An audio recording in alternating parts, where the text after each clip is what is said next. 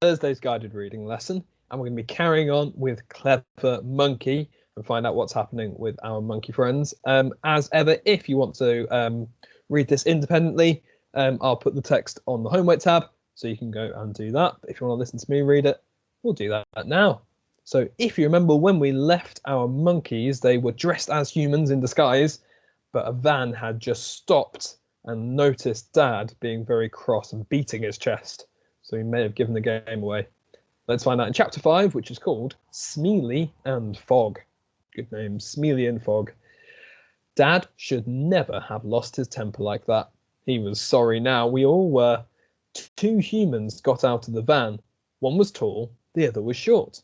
Yet even the short one towered over us. We found that frightening. Mum and Dad huddled together with Jem and me in the middle. The tall human was very smart. He wore a flower in his buttonhole.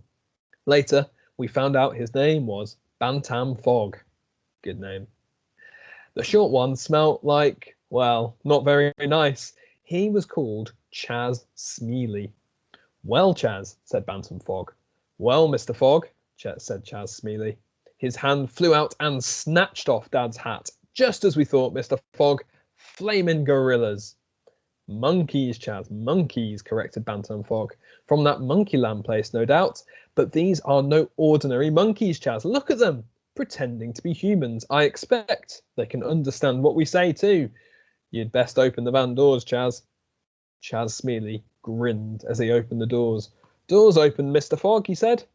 Good. And to us, Bantam Fog said, listen to me, you monkey chaps. You're coming with us. There's a little job I want you to do. And we climbed inside the van, feeling very small and very frightened. Ooh, and that's chapter 6, which is called A Second Burglary.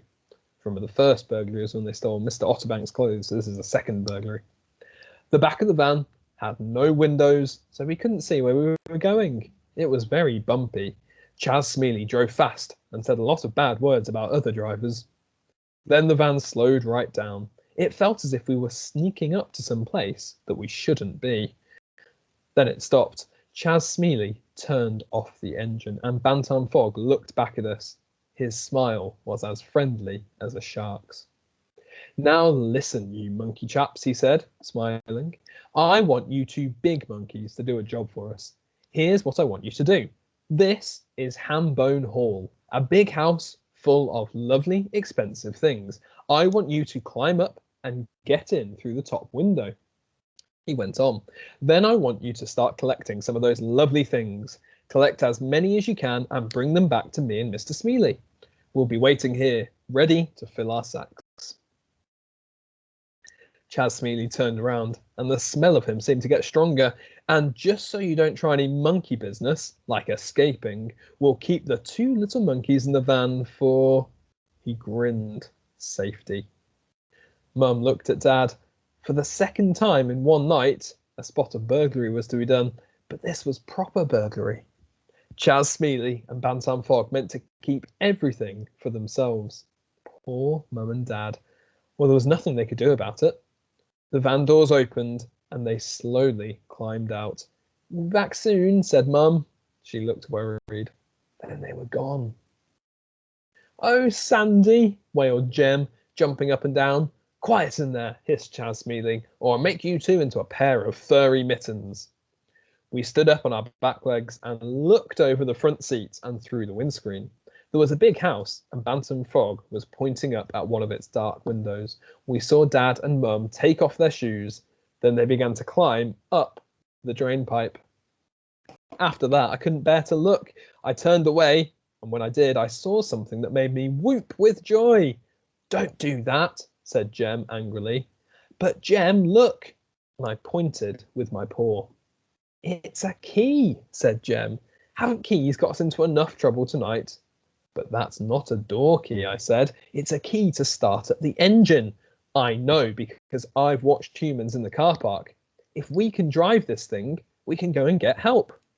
And you reckon you can drive it? Jem asked excitedly. Of course, I said, even though I wasn't really sure. And the next moment, I was sitting in the driving seat, clutching the steering wheel with all my paws, all 4 of them.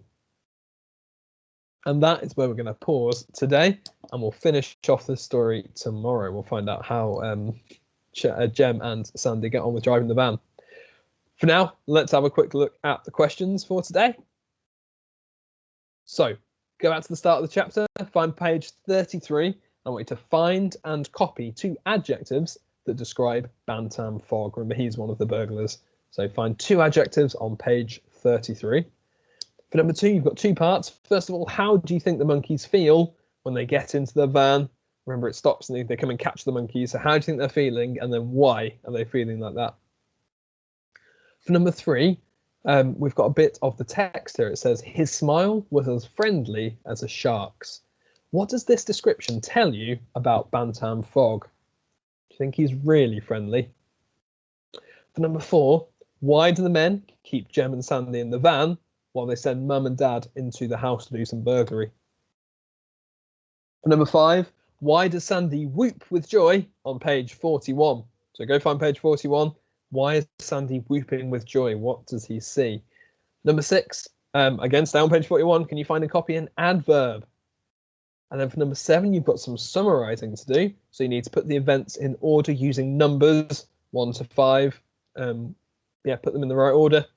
And then number 8, what do you think will happen next in the story? Remember, it's the final part tomorrow. How is this story going to end, do you think?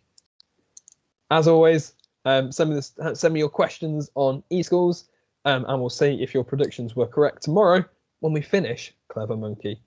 For now, bye-bye. See you later.